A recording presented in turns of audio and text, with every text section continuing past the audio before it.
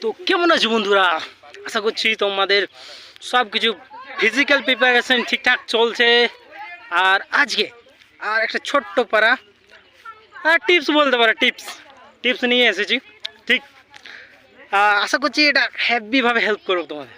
ঠিক আছে, তো দৌড়াদৌড়ি তো চলবে, ঠিক আছে, সকাল সন্ধ্যা যা দৌড়ছো যেমন দৌড়ছো ঠিক আছে, বাট ইউনিক জিনিস, ঠিক আছে, কীভাবে মাসল রিটেনশন বাড়ায় রাখবো আমি, হ্যাঁ, লুজ যেমন না হয়। আমরা দেখেছি দৌড়ি দৌড়ি দৌড়ি দৌড়ি আর কি হয়ে যায়, লুজ হয়ে যায়, আপার বডিটা বেশি লুজ হয়। ঠিক আছে, তো হতে পারে 80 সেন্টিমিটার অনেকের কম হয়ে যায়। ঠিক আছে, দৌড়াদৌড়ি রেগুলার 5 কিলোমিটার 6 কিলোমিটার করে দৌড়ছো, তো এটা স্বাভাবিকভাবেই কমে।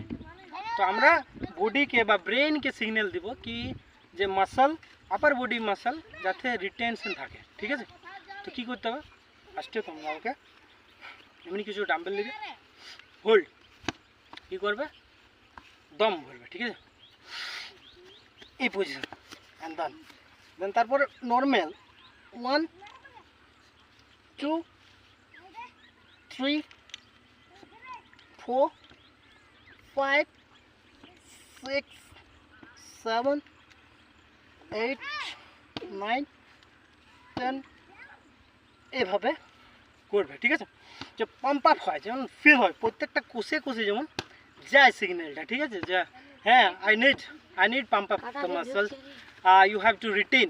ঠিক আছে, তো এটা আর তারপর আরেকটা এক্সারসাইজ দেখাবো। ঠিক আছে, এটা তো তোমার কি ওই চেস্টটা, ট্র্যাপ মাসলটা, ঠিক আছে, বাইসেপ, এগুলা রিটেন থাকবে। ঠিক, ওকে।